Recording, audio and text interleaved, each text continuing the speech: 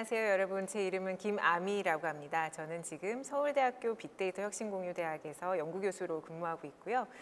평소에 이제 어린이 청소년의 미디어 문화를 들여다보는 일을 하고 있는 사람입니다.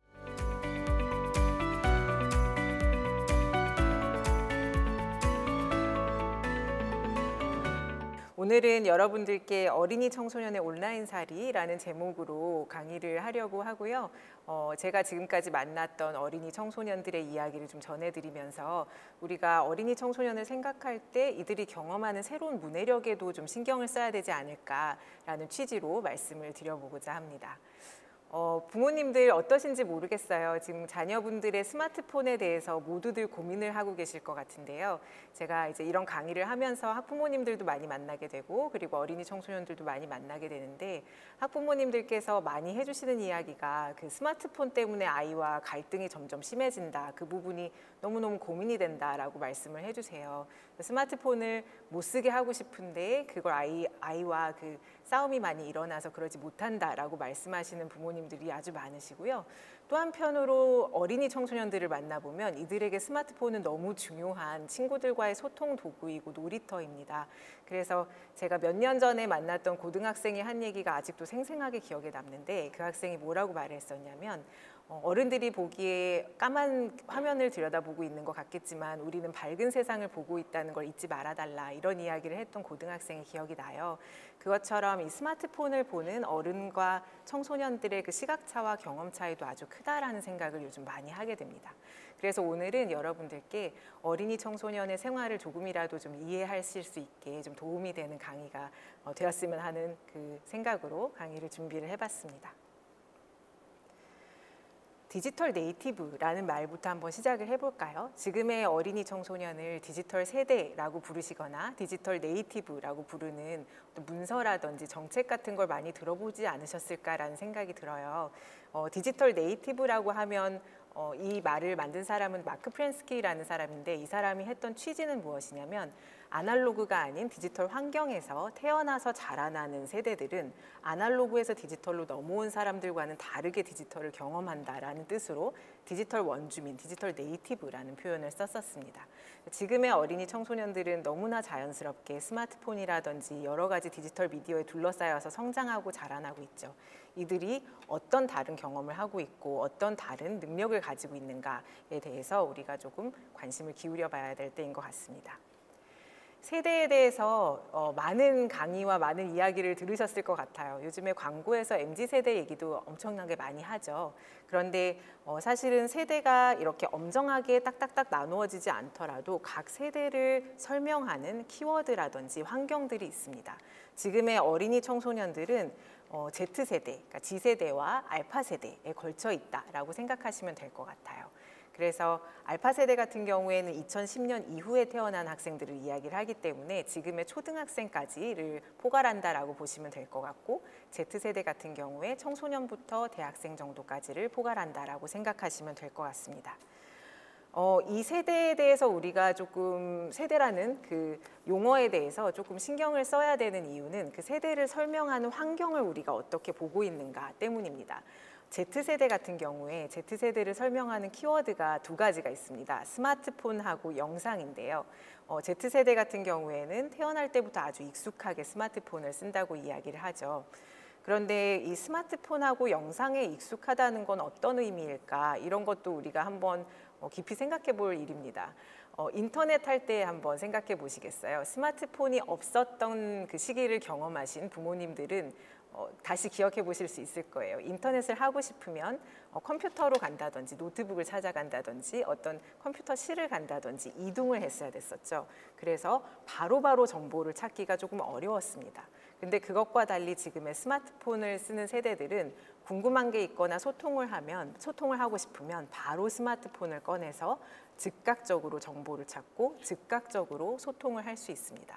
이것이 그 전 세대와 아주 다른 차이를 만들어내죠. 그래서 좀 참을성이 없다라는 이야기도 많이 합니다.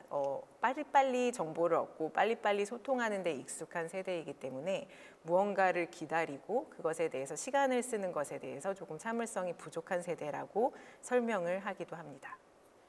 이렇게 즉각적인 정보 소통에 익숙한 Z세대 같은 경우에는요, 흥미롭게 또 정보를 노출하는 데 조금은 신중하다라는 연구 결과들도 나오고 있습니다. SNS가 처음 만들어지고 한창 뭐 싸이월드 같은 것들이 유행하기 시작했을 때 그런 SNS를 썼던 밀레니얼 세대들은 그 환경 자체가 너무너무 재밌기 때문에 거기에 여러 가지 자기 정보를 올려놓게 되죠.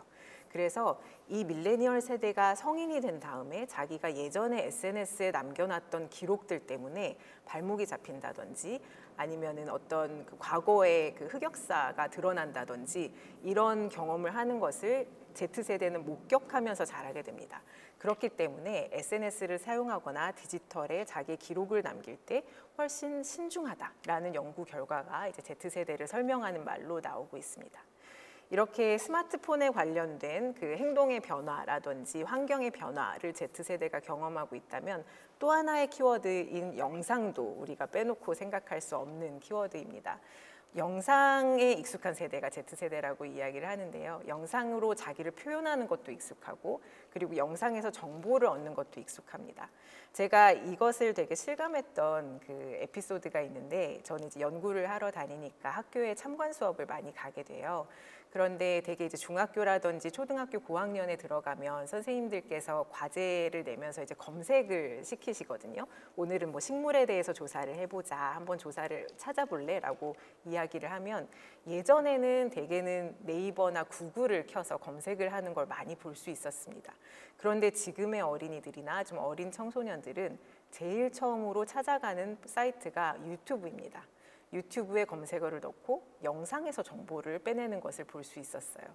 저는 이제 X세대로서의 저는 그것이 조금 되게 어색했던 기억이 있습니다.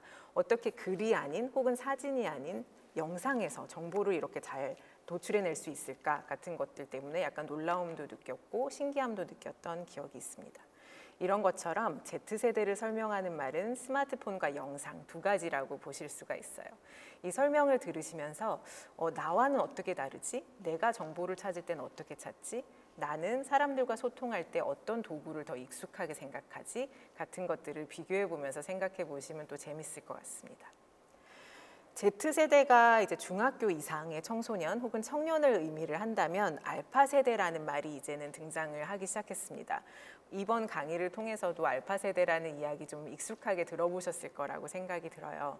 알파 세대는 아까 제가 잠깐 말씀드렸던 것처럼 2010년을 기점으로 합니다. 2010년 이후에 태어난 어린이들을 의미를 하기 때문에 지금의 초등학교 6학년 정도까지라고 생각을 하시면 될 것 같은데요. 2010년을 기점으로 잡은 이유가 무엇이냐, 이것도 상당히 흥미롭습니다. 2010년이 아이패드가 출시돼서 상용화된 해이기 때문이에요. 그래서 알파 세대를 설명하는 키워드는 스마트 기기입니다. 스마트 기기, 인공지능, 로봇 이 세 가지가 알파 세대의 환경을 설명하는 키워드가 됩니다. 그렇다면 스마트 기기와 아까 말한 스마트폰이나 그 전에 그 매체들과는 뭐가 다를까요? 라고 궁금해하실 수 있을 것 같아요. 뭐가 다를까요? 여러분들 스마트 스피커 같은 거, 인공지능 스피커 한번 생각을 해보시면 어떤 식으로 사용을 하시나요? 음성으로 명령을 내리시죠. 오늘 날씨는 어때? 라든지 아니면 오늘 봄에 어울리는 음악을 찾아줘 라고 한다든지 그런 식으로 음성으로 명령을 하게 되는데요. 이거는 키보드를 쳐서 정보를 찾았던 것과 또 다른 환경을 의미하게 됩니다. 훨씬 더 직관적인 미디어로 넘어왔다라고 보시면 될 것 같고요. 그리고 행동으로서 그 미디어를, 그러니까 몸짓으로서 미디어를 움직이게끔 할 수 있는 환경으로 들어왔다라고 보시면 됩니다. 그래서 이러한 스마트 기기라든지 스마트 기기에 깔려있는 인공지능 기술이라든지 로봇 같은 그런 것들에 훨씬 익숙하게 느끼면서 자라나는 세대가 알파 세대라고 보시면 될 것 같고요. 그렇기 때문에 Z세대에 비해서도 훨씬 직관적으로 미디어를 사용할 줄 알고 그리고 짧고 빠른 화면 전환에 익숙하다라고 이야기를 합니다. 그 텔레비전 같은 경우에 그 스마트 패드에 되게 익숙한 아이들이 텔레비전도 이런 식으로 넘기려고 한다. 뭐 그런 이야기도 부모님들이 그냥 약간의 농담 삼아 해주시기도 하는데 그런 식으로 내가 손으로, 목소리로, 몸짓으로 미디어를 움직이는데 익숙해지는 아이들이 알파 세대라고 보시면 될 것 같습니다. 또 어린아이들이 많이 좋아하고 즐기는 틱톡 같은 경우 혹은 지금 유튜브에서 유행하고 있는 쇼츠 장르, 숏폼 장르 같은 경우에도 되게 빠른 장면 전환, 빠른 화면 전환이 특징이라고 볼 수가 있죠. 이런 빠른 화면 전환에 익숙해지는 것이 과연 좋은 것인가 나쁜 것인가에 대해서는 여러 분야의 학자들이 다양한 이야기를 하고 있습니다. 다만 지금의 알파 세대들이 그러한 환경 안에 익숙해져 있고 그 환경 안에서 나를 표현하는 데 익숙해지고 있다는 것을 우리가 기억을 해보면 좋을 것 같아요. 이렇게 직관적이고 짧은 화면 전환에 익숙하고 인공지능과 로봇이 기초가 된 테크놀로지에 익숙한 것과 더불어서 아까 말씀드린 것처럼 몸으로 몸으로 미디어를 부르는 그런 인터랙티브 미디어에도 익숙한 아이들이라고 볼 수가 있을 것 같습니다. 그래서 내가 소통을 하는 대상이 비단 사람 대 사람일 뿐만 아니라 사람 대 기계일 수도 있고 사람 대 미디어일 수도 있는 세대가 알파 세대라고 이제 학자들은 설명을 하고 있습니다. 알파 세대를 설명하는 또 다른 환경으로 메타버스를 이야기를 합니다. 메타버스라는 말 사실은 2010년대 후반에 되게 유행을 하고 그리고 또 많은 분들이 이야기를 했던 환경이라고 생각을 해요. 메타버스라고 하면 메타 더하기 유니버스라는 그 두 가지가 합쳐진 조어인데 초월 세계라고 보시면 될 것 같습니다. 예전에는 온라인과 오프라인이 분리가 돼 있었죠. 그래서 온라인에서 내가 이렇게 존재를 하고 있고 그리고 원하면 오프라인에 접속을 했었습니다. 그런데 지금의 메타버스의 세계는 온라인과 오프라인이 같이 어우러져서 내가 오프라인 환경에 있다고 하더라도 예를 들어 그 가상현실 기기 같은 것을 쓰면 바로 온라인과 오프라인이 함께 있는 경험을 할 수 있는 그 세계를 넘나드는 경험을 할 수 있는 환경이 메타버스라고 이야기를 하거든요. 그래서 이런 메타버스를 경험하면서 지금의 아이들이 자라나고 있다라고 말을 하고 있습니다. 메타버스의 대표적인 플랫폼으로 로블록스와 제페토를 이야기를 많이 합니다. 어린이들을 만나서 인터뷰를 하고 다니면 제페토를 좋아하는 어린이들도 되게 많고 로블록스나 마인크래프트 같은 게임을 하는 친구들도 상당히 많이 있습니다. 이 로블록스나 제페토, 메타버스로서의 게임 플랫폼이 가지는 특징은 무엇이냐면 하나는 내가 아바타로서 존재를 하면서 그 안에 나도 오프라인의 나만큼 중요한 의미를 가지게 된다라는 게 한 가지 의미고요. 또 한 가지 의미는 이 메타버스 안에서 우리가 오프라인에서 하는 여러 가지 활동을 그대로 할 수 있다는 것입니다. 경제 활동도 할 수 있어요. 그래서 이 안에서 게임 플랫폼이나 게임 세계를 멋지게 만드는 친구들은 그것을 판매할 수도 있습니다. 그리고 이 안에서 옷을 판매하는 친구들도 있고 아니면 이 안에서 전시관을 만들어서 자기의 작품을 전시하는 친구들도 있습니다. 그런 것처럼 예전에 우리가 생각했던 게임 세계, 그러니까 뭔가 이제 태스크를 하고 과제를 1단계, 2단계 넘어가고 뭐 문제를 해결하는 그런 것뿐만 아니라 내가 이 안에서 세계를 만들고 사람들을 초청하고 소통할 수 있는 그런 환경에 주어져 있다라고 보시면 될 것 같습니다. 상당히 흥미롭죠. 그래서 여러 가지 경험을 지금의 어린이 청소년들이 하고 있다라고 보시면 되는데요. 그런데 제가 이제 강의를 하면서 디지털 세대 이야기도 많이 하고 Z세대, 알파 세대의 특징, 그들이 자라나는 그 환경에 대해서도 설명을 많이 드리게 되는데요. 항상 제가 마지막에 강조하는 부분이 있습니다. 그 세대 나이대에 속한다고 해서 모두가 그런 경험을 한다라고 생각해서는 안 됩니다라고 말씀을 드립니다. 세대 간의 차이도 있지만 세대 내의 격차도 분명히 있고요. 그 세대 내의 격차를 들여다보면서 그 정보 격차가 어떤 식으로 일어나고 있는지 나는 내 주변에 있는 어린이 청소년에게 어떤 도움을 줄 수 있을지를 교육자나 부모님들이 생각을 하셔야 되는 포인트들이 있습니다. 제가 아까 참관 수업 많이 다녔다고 말씀드렸잖아요. 이 사례는 제가 코로나가 이제 막 확산되기 전에 2019년에 했던 연구 사례입니다. 벌써 이제 몇 년이 지났는데요. 초등학교 6학년을 대상으로 초등학교 6학년의 생활과 문화라는 그 연구를 진행을 했었어요. 그때 이제 같은 시에 있는 3개의 학교에 가서 한 달 정도 이제 아이들과 같이 생활을 하면서 이제 이 아이들이 쉬는 시간엔 또 뭘 가지고 노는지, 수업 시간엔 어떻게 활동을 하는지 그런 것들을 참관을 했던 연구였는데요. 지역 3개를 골랐던 이유, 그 선정의 기준이 사실은 이제 경제적인 배경 그리고 그 지역의 특성 같은 것이었습니다. 그래서 제가 두 학교 이제 뚜렷하게 기억나는 두 학교에 대해서 먼저 말씀을 드려보면, 한 학교는 경제적으로 조금 어려운 학교였어요. 그래서 학교가 끝나고 나면 아이들이 뭐 학원을 간다거나 그러는 게 아니고 운동장에 모여서 같이 논다거나 이제 동네에 있는 도서관에 가가지고 책을 본다거나 이제 그런 활동을 하는 아이들이었고요.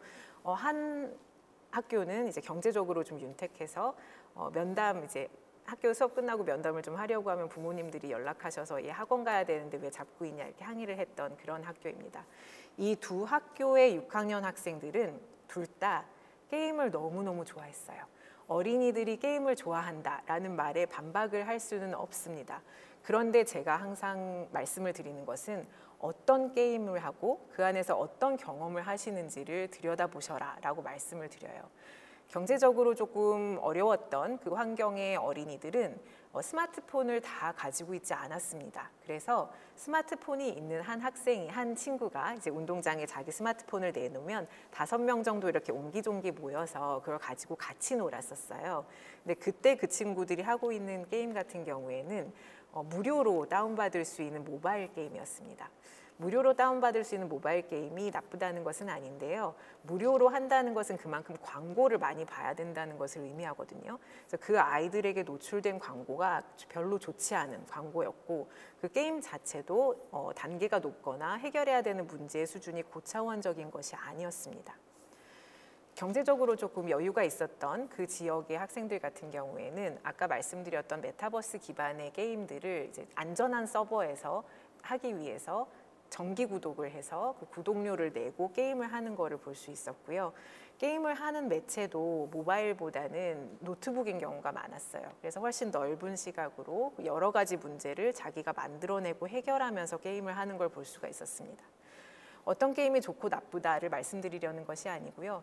어떤 환경에 있느냐에 따라서 똑같이 게임을 하지만 다른 경험을 하고 있다. 그래서 우리가 무조건 게임은 30분만 해 라는 말보다는 어떤 게임을 좋아하니, 그리고 왜 좋아하니, 이거 말고 이건 해보면 어떨까, 이런 식으로 아이들이 하는 경험에 신경을 써야 되고, 그리고 그 아이들이 같은 매체를 가지고 있다고 해서 모두 같은 경험을 한다라고 생각하기보다는 어떠한 격차가 있는지 정책적으로 살피고 같은 이제 양질의 콘텐츠를 경험할 수 있게 하는 정책이나 교육이 필요하다라는 말씀을 드리기 위해서 이 좀 긴 에피소드를 공유를 해봤습니다. 그래서 우리가 어린이 청소년들을 디지털 세대, 디지털 네이티브, 알파 세대, Z 세대 이런 식으로 이제 미디어나 테크놀로지와 연결시켜서 그런 테크놀로지들을 탁월하게 활용하는 사람들로 설명을 하지만 그 안에서 아이들이 실제로 어떤 경험을 하고 어떤 고군분투를 하고 있는지, 어떤 도움을 성인에게 요청하고 있는지를 항상 마음을 써야 된다라는 말씀을 드려보고 싶습니다. 어린이 청소년들이 미디어를 어떻게 쓰느냐에 대해서 어떤 환경에 있느냐에 대해서 말씀을 좀 드렸고요. 이제 제가 어린이 청소년들을 계속 만나서 이들의 미디어 문화에 대해서 연구를 하다 보면 제가 나이가 들면 들수록 연구하기가 점점 힘들어지는 것을 느껴요. 그래서 아마도 부모님들께서도 비슷한 느낌을 가지지 않으실까라는 생각을 하게 되는데, 이들이 저에게 말을 해줘도 도대체 무슨 소리인지 좀 알아듣기가 힘들고, 그리고 내가 뭘 한다, 뭘 좋아한다 라고 얘기를 해주면 그게 뭐야 라고 자꾸 물어보게 되는 걸 경험을 하게 됩니다. 그래서 저는 아이들의 미디어에 대한 이야기를 끌어낼 수 있는 몇 가지 활동들을 조금 구성을 해서 이제 연구를 할 때 쓰기도 하고, 그리고 아이들과 대화를 할 때 쓰기도 합니다. 그래서 이런 부분들을 이제 부모님들께도 그리고 선생님들께도 조금 추천을 드리고 싶어서 2가지 정도 소개를 해드리려고 하는데요. 지금 보고 계신 2개의 네모, 위기와 기회. 어린이들은 디지털 미디어를 만날 때 위기와 기회를 동시에 경험한다. 이거는 제가 연구를 하면서도 끊임없이 나왔던 이야기이기도 하지만 저뿐만 아니라 저명한 학자들이 많이 연구로서 증명해낸 사실입니다. 지금 어린이의 미디어 생활을 위기와 기회라는 틀로 설명했던 가장 대표적인 연구자는 영국의 소니아 리빙스턴이라는 미디어 심리학자입니다. 이 사람은 2002년부터 영국의 청소년들은 인터넷에서 무엇을 하는가라는 연구로 시작해서 지금은 글로벌 아이들은 온라인에서 무엇을 하는가라는 국제 비교 연구를 진행을 하고 있는데요. 20년 가까이 연구를 진행을 한 거죠. 그렇게 연구를 진행할 때 한 가지 테마가 아이들은 디지털에서 위기와 기회를 동시에 경험한다라는 것이었습니다. 그래서 온라인에 위험한 일들이 너무 많다라고 저희가 생각을 하게 되잖아요. 그래서 뭐 쓰지 말라라고 한다든지 시간을 줄이라라고 한다든지 여긴 접속하지 마라고 한다든지 그런 식으로 이제 위험을 차단하고 접속을 줄이면 그만큼 성장의 기회도 줄어든다라고 말을 하는 것입니다. 그래서 아이들이 미디어를 많이 쓰는 것에 대해서 너무 걱정을 많이 하시겠지만 위험에 노출되면서도 이제 성장의 기회도 같이 누린다라는 것을 생각을 하시면서 이제 아이들과 조금씩 협상을 해나가시는 게 어떨까라는 생각을 해봐요. 그래서 이 활동은 위기와 기회에 대해서 우리가 같이 생각을 해보는 활동입니다. 여러분들도 한번 해보시겠어요? 아침에 일어나서 밤에 잘 때까지 내가 어떤 미디어를 어떻게 쓰고 있지를 한번 쭉 떠올려 보세요. 머릿속으로. 저는 아침에 일어나면 스마트폰에서 카톡이 뭐가 와 있나 이런 걸 좀 약간 강박적으로 확인하는 것 같기도 하고 그런 식으로 이제 여러분들께서도 아침에 일어나서 밤에 잘 때까지 내가 무엇을 하나를 머릿속으로 쭉 떠올려 보세요. 제가 어린이 청소년들하고 이 활동을 할 때는 한번 써보게 합니다. 쭉 떠올리면 다 쓰다가 이제 떠올리다 까먹으니까 한번 종이에다가 내가 어떤 미디어를 쓰는지 한번 쭉 써볼까라고 물어봐요. 쭉 한번 써본 다음에 그 미디어를 쓸 때에 어떤 게 위험했지 혹은 어떤 게 좋았지를 생각을 해보게 합니다. 그래서 좋았던 점과 위험했던 점, 위기와 기회를 이 네모 안에 써서 집어넣는 활동을 하게 돼요. 여러분들께서도 이제 메모를 하면서 한번 해보셔도 재밌을 거예요. 아이들하고 이야기를 했을 때 나왔던 내용을 정리한 결과입니다.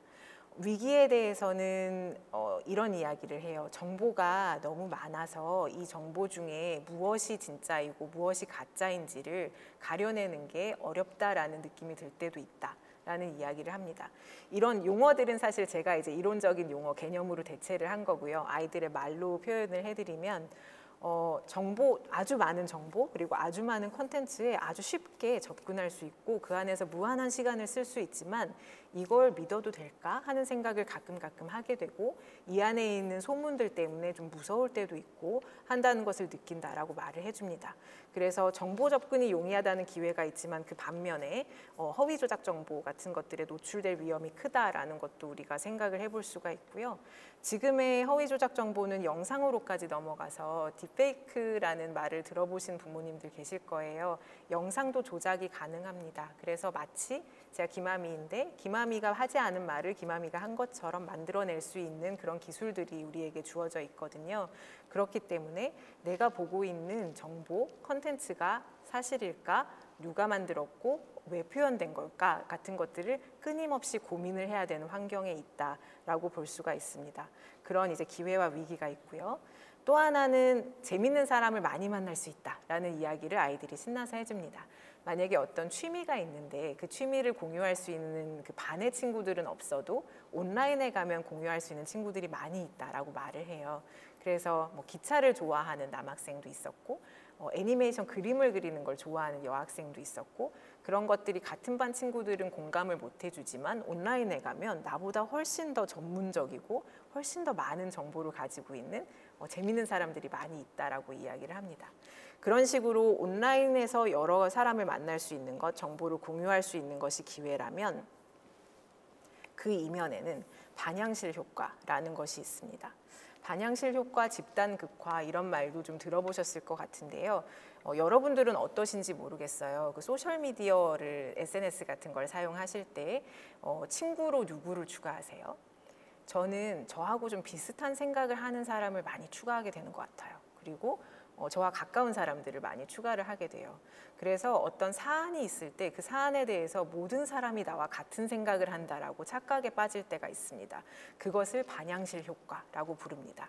어떤 같은 그 가치관이나 생각을 가진 사람들이 모여서 그 안에서 말이 계속 이제 메아리 치듯이 강화가 되는 거죠. 그래서 모든 사람이 나처럼 생각한다라고 느끼게 되지만 그렇게 분리된 반향실들이 여러 개가 있어서 그 안에선 다 자기들이 같은 생각을 한다라고 느끼게 되는 그런 것을 반향실 효과라고 부르고요. 그것 때문에 일어나는 사회 양극화 그리고 집단 그 갈등의 심화를 집단 극화라고 부릅니다. 그래서 온라인에서 나와 마음이 맞는 사람들을 많이 만날 수 있다라는 것이 장점이었다면 그 사람들의 생각이 세상에 다라고 느끼게 되는 그런 착각 같은 반향실 효과가 위험이라고 볼 수가 있습니다. 적극적으로 사회 참여를 할 수 있다. 이건 이제 제 표현인데요. 아이들의 이야기는 내가 하는 말을 들어주는 사람이 많다라고 표현을 했습니다. 학교에서나 집에서나 자기의 목소리가 크게 이제 발휘되지 못할 때가 있는데 온라인에서는 굳이 내가 어린이라는 정체성을 드러내지 않아도 되기 때문에 내가 하는 말에 대해서 더 이제 귀를 기울여주는 경험을 하기도 한다라는 말을 해요. 그런데 그 이면에는 온라인 혐오 같은 위험 상황들이 있습니다. 잼민이라는 말 들어보셨나요? 원래 이제 어린이에 대한 약간의 멸칭으로 퍼져 있던 말입니다. 처음에 등장을 했을 때는 그런 멸칭으로 등장을 해서 지금은 사실은 좀 장난 삼아서 여러 사람들이 그냥 이렇게 주고받는 말처럼 약간의 순화가 거친 용어라고 볼 수가 있는데 어린이들을 특히 좀 어린 사람들을 너희가 뭘 아냐, 그러니까 어린 사람들은 여기서 빠져라는 말을 쓸 때 이제 잼민이라고 부르면서 좀 소외를 시키는 경향들이 있습니다. 이런 식으로 이런 혐오성의 발언들이라든지 온라인 혐오 상황들 같은 것들은 어린이들이나 청소년들이 적극적으로 그 안에서 목소리를 내는 데에 걸림돌이 됩니다. 그래서 이것처럼 이제 기회와 위기가 동시에 존재하는 것을 알 수가 있고요. 하나 이제 간단히 또 말씀을 드리면 추천 알고리즘 같은 알고리즘은 아주 흥미롭게도 아이들이 위기와 기회 양쪽에 다 넣어놓는 것을 많이 보게 됩니다. 여러분들은 어떻게 생각하세요? 그 추천 알고리즘 같은 게 위기라고 생각하시나요? 기회라고 생각하시나요? 아이들이 기회라고 말했던 이유는 편의성 때문입니다. 내가 몇 가지만 검색을 잘 해서 넣으면 나중에 이것과 관련된 컨텐츠도 계속 알려주고 상품도 알려주고 포스팅도 띄워주고 그렇기 때문에 편하다. 혹은 내가 유튜브에서 몇 개를 검색하면 존재하는지도 몰랐던 것들을 계속 알려줘서 너무 재밌어서 좋다라고 말을 하기도 하는데요. 또 한편으로는 너무 나를 여기에 갇히게 만드는 것 같다라는 이야기를 하기도 하고 이 추천 알고리즘 자체가 나에 대해서 너무 많은 정보를 습득하고 있는 것 같아서 나의 나이라든지 나의 생활 반경, 나의 취향 같은 것들을 모두 파악하고 있는 걸 볼 때 약간 두려움이 느껴진다라고 말을 하기도 합니다. 그래서 이런 식으로 위기와 기회가 존재한다라고 볼 수가 있습니다. 이 위기와 기회 활동을 할 때 어떤 위기가 있고 어떤 기회가 있지 이런 건 조심해야 돼라고 하는 것도 중요하지만 사실은 이런 말을 하면서 내가 어떤 미디어를 어떻게 쓰고 있지 이 안에서 난 어떤 경험을 하고 있지를 한 번 더 성찰할 수 있는 계기를 준다라는 데서 저는 더 의미를 찾고 싶어요. 그래서 부모님들께서도 아이들과 이런 좀 아주 간단하지만 이런 활동을 하게 되면 아이들이 미디어에서 무엇을 좋아하고 무엇을 싫어하는지 그리고 어떤 것은 더 하고 싶어 하고 어떤 것은 좀 꺼려 하는지를 아실 수가 있습니다. 그래서 적절한 도움과 적절한 교육을 주실 수 있을 거라고 생각을 합니다. 위기와 기회의 활동이 좀 되게 단순한 이제 대화를 시작하는 활동이었다면 아이들의 문화에 대해서 조금 더 이해할 수 있는 활동으로 미디어 사용 설명서 만들기 활동을 소개해 드리려고 해요. 이 미디어 사용 설명서 만들기 활동은 제가 아주 옛날부터 많이 했던 활동이고요. 이것을 이제 선생님들께도 연수할 때 소개를 많이 해드리거든요. 근데 그때 선생님들께서 나중에 어떤 말씀을 해주셨냐면 이 사용 설명서 만들기를 해마다 하셔서 그것을 이제 아카이브처럼 학교 도서관에 모아놓기도 한다 이런 말씀도 해주셨어요. 그래서 뭐 예를 들어 2022년에 중학교 1학년은 이런 미디어를 좋아했고 설명서를 이렇게 썼고 2020년에 학생들은 이런 걸 좋아했고 이렇게 썼고 이런 것들을 쭉 모아놓다 보면 아 우리 선배들은 이렇게 미디어를 이렇게 좋아했네 이렇게 썼네 같은 걸 보는 서로의 재미도 있다라고 말씀을 해주셨습니다.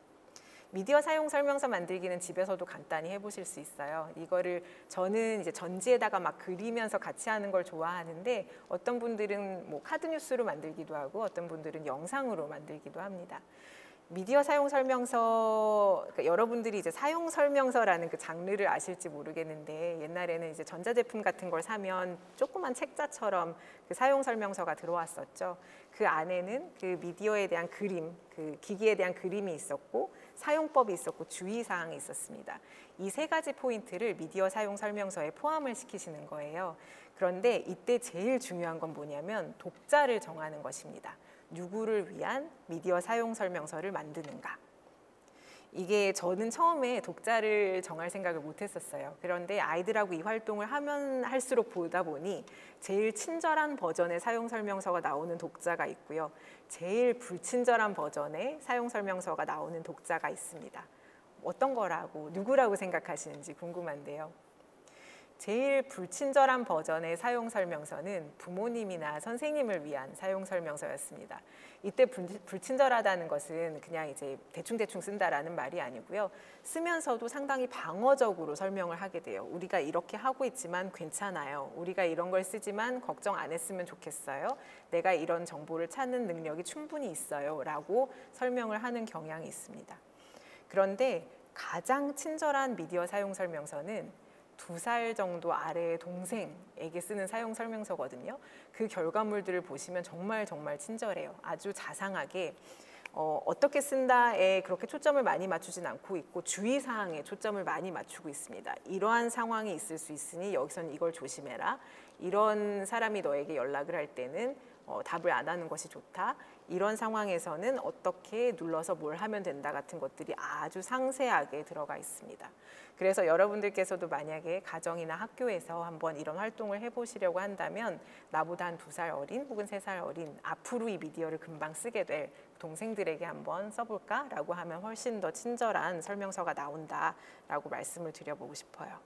유튜브에 관해서 아이들이 설명서를 쓴 것을 한번 샘플로 보여드리려고 해요. 어린이들을 만났을 때 한동안 거의 2019년부터 2020년 정도까지는 유튜브 설명서만 나왔던 것 같아요. 유튜브를 제일 좋아했던 어린이들을 많이 만났었습니다.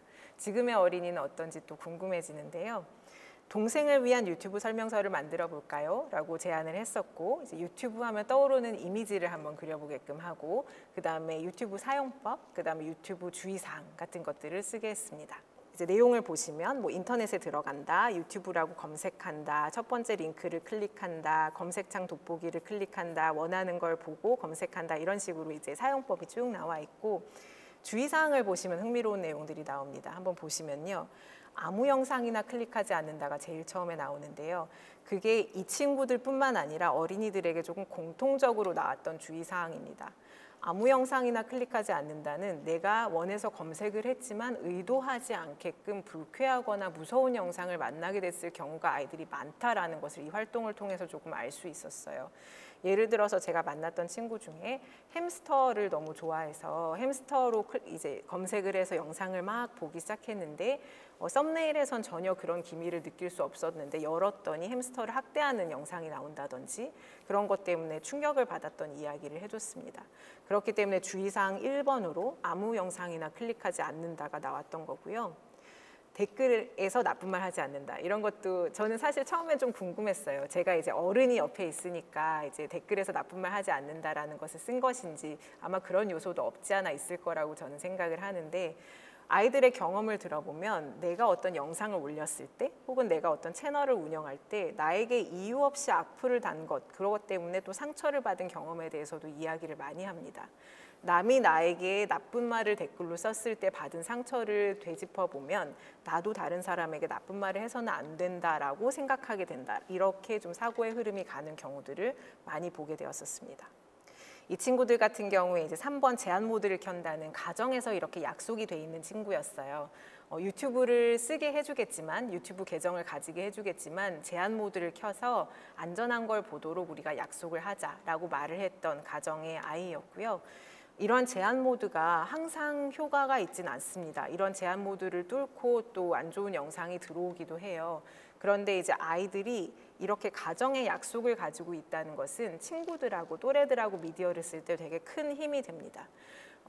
미디어는 또 특히 디지털 미디어는 부모님들과 선생님들 모두 잘 알고 계시겠지만 또래 문화를 결정하는 되게 중요한 장이 돼요. 그래서 내가 뭔가를 하고 싶지 않아도 친구들이 거기 있으면 나도 가야 되는 경우들도 있고 마지못해 하는 경우들도 있습니다. 그런데 이 친구처럼 집에서 엄마나 아빠가 미디어를 이렇게 쓰라고 했어 라는 약속이 있으면 친구들이 뭐라고 이렇게 해보자 라고 말할 때 그걸 거절할 수 있는 되게 힘 있는 근거가 됩니다. 아니면 나의 생각을 말할 수 있는 근거가 돼요.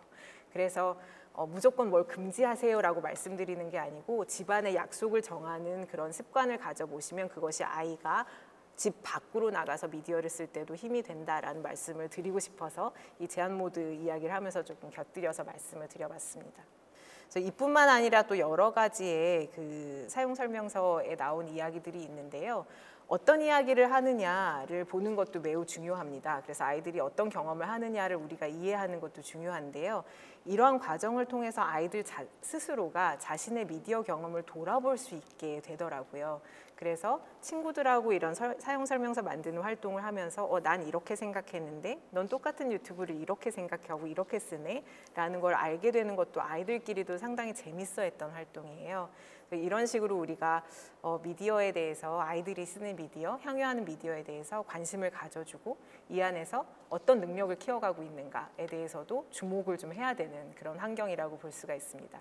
이 이야기가 이제 앞으로 말씀드리게 될 미디어 리터러시라는 개념으로 연결이 되게 됩니다. 네, 미디어 리터러시에 대해서 말씀드리기 전에 이런 그 총괄적인 디지털 환경의 특성에 대해서 몇 가지만 짚어보려고 해요.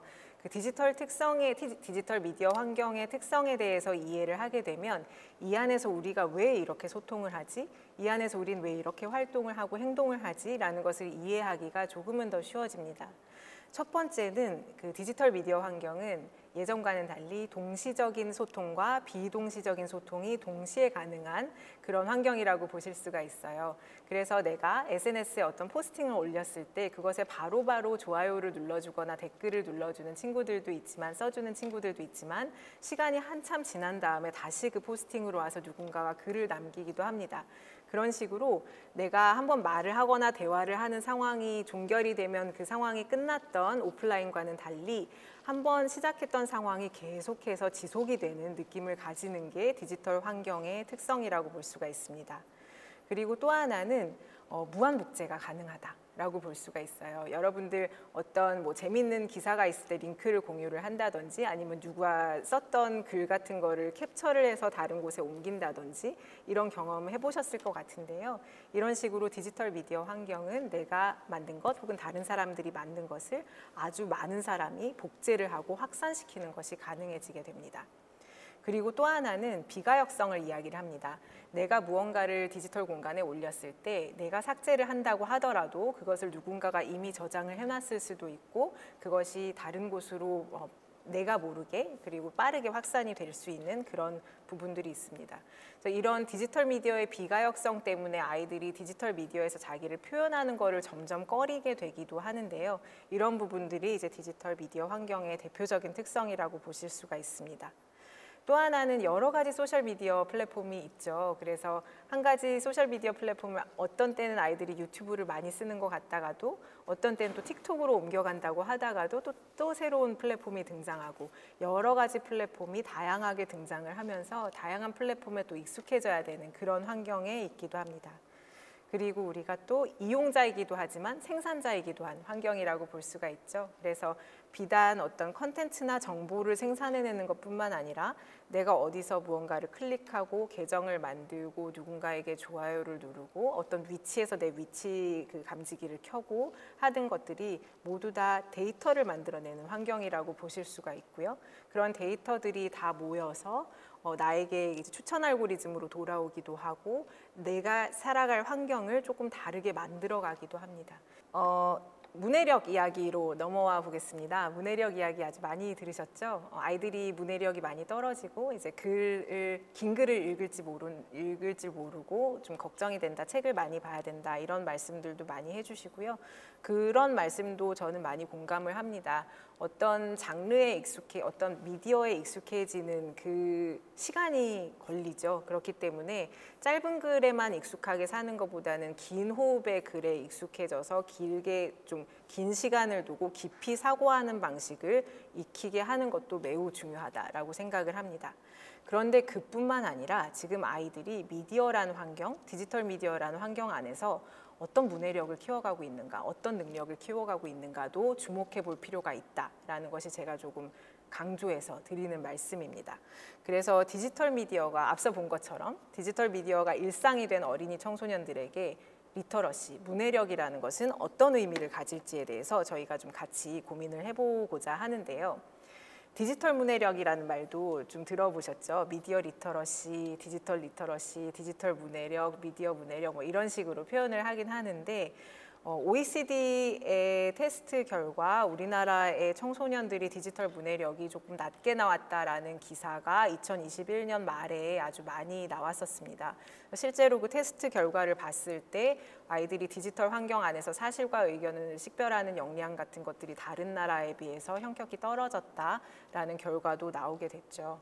그래서 우리가 이제 디지털 미디어에 관한 교육을 할 때에 어떤 통제를 하기 위한 교육이라든지 과의존을 막는 교육은 많이 해왔었는데 그것에 반해서 디지털 환경 안에서 만나고 있는 정보를 내가 어떻게 식별할지 그리고 진위 분별은 어떻게 할지 이 콘텐츠들은 누가 만들고 어떤 관점으로 만들어진 것이고 이 미디어 환경은 어떤 특성을 가지는지에 대한 교육이 지금까지 부재했던 것이 이제 이런 결과를 통해서 좀 드러났다라고 볼 수가 있을 것 같습니다. 그래서 우리가 지금 문해력을 생각을 할 때에는 예전에 생각했던 그 문자 중심의 문해력에서 조금 더 확장된 넓어진 환경 안에서의 문해력을 생각을 해야 된다라고 말씀을 드리고 싶고요. 그래서 이 문해력에 대해서 저만 이렇게 이야기를 하는 것이 아니고 문해력을 연구하는 여러 사람들, 특히 이제 유네스코에서 나온 보고서들을 보면 문해력이라는 것이 어떤 고정된 일련의 능력이라기보다 그러니까 어떤 능력을 다 취득하면 문해력을 얻었어가 아니라 응용적이고 실제적이다라고 이야기를 합니다. 그래서 실생활의 맥락이 변화해 감에 따라서 문해력으로 요구되는 것도 변화가 되고 있고 그리고 우리가 문자를 읽고 쓰는 것도 중요하지만 그 문자가 소통되는 맥락들을 읽어내는 것도 중요해지는 것이 지금의 문해력이라고 볼 수가 있습니다. 그래서 이제 미국의 뉴 런던 그룹이라고 새로운 문해력, 뉴 리터러시를 이야기했던 그 일군의 연구자들이 있거든요. 그래서 그 사람들이 했던 이야기가 무엇이냐면 지금의 문해력은 사람들이 역동적으로 표현 자원을 활용을 하고 다양한 문화적 의도를 성취하기 위해서 활동하는 과정 안에서 지속적으로 재구조화된다라고 말을 합니다. 이런 표현만 보면 좀 어려워요. 근데 하나하나 좀 사례를 붙여가지고 생각을 해보면 제가 제일 이제 대표적으로 드는 사례가 카카오톡의 사례입니다. 여러분들 이제 카카오톡이나 그런 메신저 많이 쓰시죠? 카카오톡 쓰실 때 어떤 능력이 필요하다고 생각하세요? 라고 선생님들이나 부모님들께 질문을 드립니다. 내가 카카오톡을 잘 쓰려면 어떤 능력이 필요할까? 생각을 해보시면 어떤 대답을 제일 많이 주시냐면 이모티콘 활용 능력을 제일 많이 말씀을 해주시고요. 타자 치는 능력도 이야기를 해주시고요. 아니면은 어떤 여러 가지 기능을 이해하는 능력도 이야기를 해주십니다. 그래서 말을 할 수 있는 능력 그리고 언어, 글을 쓸 수 있는 능력도 중요하지만 그것과 더해서 이미지를 활용하는 능력이라든지 색이나 속도를 활용하는 능력 같은 것도 중요해진 거고 그만큼 역동적인 표현 자원을 우리가 활용을 하게 된 거죠. 시간도 되게 중요한 키워드가 됩니다. 그래서 예를 들어서 저도 이제 아침에 직장에서 일을 하다가 강의를 찍으러 왔는데 저희 그 상관이 어떤 업무 지시를 카카오톡으로 시켰어요. 시켰을 때 그것에 대해서 1분 만에 네 느낌표라고 답할 수도 있고 1시간 11분 만에 네 점점점이라고 답할 수도 있습니다. 똑같은 네지만 뉘앙스가 다르죠. 그거는 점점점과 느낌표의 탓도 있겠지만 대답하는 시간의 탓도 있습니다. 이런 식으로 우리가 속도를 활용해서 소통, 내가 전달하고자 하는 바를 전달하기도 합니다. 이런 식으로 우리가 지금 활용하고 있는 표현 자원과 문화 자원은 엄청나게 넓어지고 있다라고 볼 수가 있고 이 안에서 재구조화되어 가고 있는 것이 문해력이라고 볼 수가 있습니다. 그렇다면 미디어 리터러시는 무엇일까? 이 질문을 제가 아마 제일 많이 받아왔던 것 같아요. 그래서 지금 제가 가져온 그 규정, 정의는 미국의 미디어 리터러시 교사협회, 네임리라고 부르는 교사협회에서 정리한 내용입니다. 미디어 리터러시란 무엇이냐면 모든 종류의 의사소통 수단을 기반으로 접근, 분석, 평가, 창조, 그리고 행동하는 능력이다라고 이야기를 합니다. 여기 모든 종류의 의사소통 수단을 기반으로 라는 말이 들어오는 이유는 미디어 리터러시가 비단 디지털만을 이야기하는 건 아니다를 말하기 위해서 붙는 단서라고 보시면 될 것 같아요. 책도 포괄을 하고자 하고요. 아니면 아날로그 미디어도 포괄을 하고자 합니다.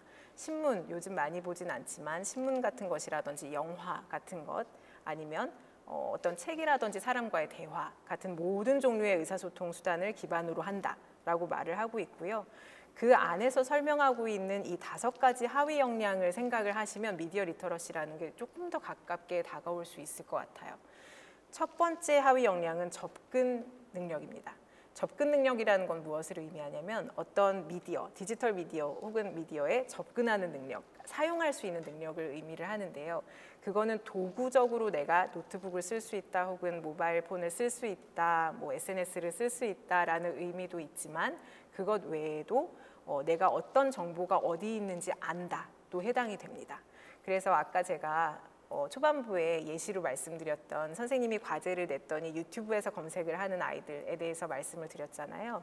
그럼 이 아이들에게 유튜브뿐만 아니라 다른 그 정보원도 있어라는 걸 알려주는, 그래서 다른 정보원이 있다는 것도 인지하게 하는 것이 접근 능력이라고 보시면 될 것 같아요. 유튜브에서 검색하는 것도 중요하지만 책에서 찾아볼 수도 있고 사람에게 물어볼 수도 있고 다른 영상 매체에서 볼 수 있고 여러 가지 그 접근 정보원이 있다라는 것을 알게 되는 것도 중요한 접근 능력이 됩니다. 그래서 이렇게 접근 능력을 갖추고 디지털 미디어 세상에 한 발을 들이게 되면 그때부터 이제 수많은 펼쳐져 있는 영상들이나 콘텐츠나 정보들이 있죠. 그런 것들을 보면서 분석, 평가할 수 있는 능력이 중요합니다.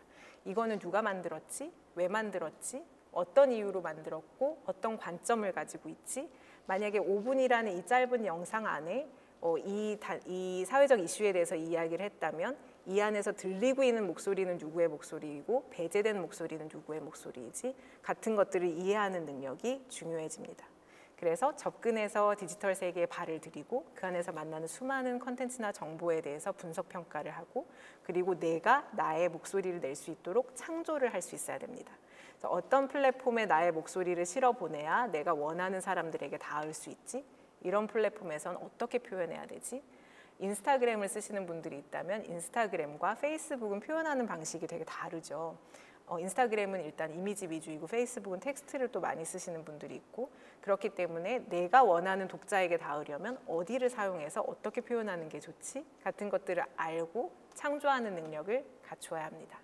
그리고 마지막으로 행동하는 능력이라는 것이 최근이라고 하긴 한 5년 전 정도에 다시 추가가 되게 되는데요.